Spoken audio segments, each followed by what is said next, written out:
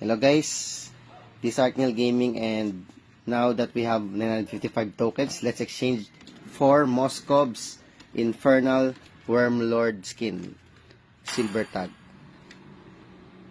You can get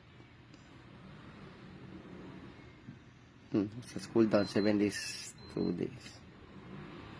Let's see what number we will get.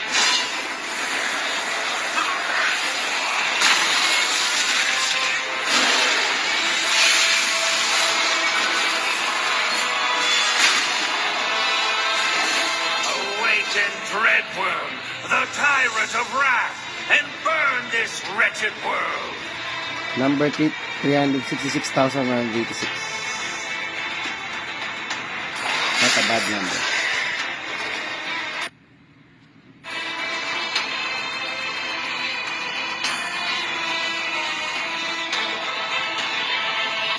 I should have waited for the animation before I...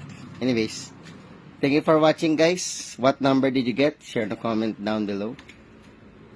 So I think I will use the other... What's this? Oh! It's a custom action. You can get this as well. You can get this custom action. It's not a trial card, right?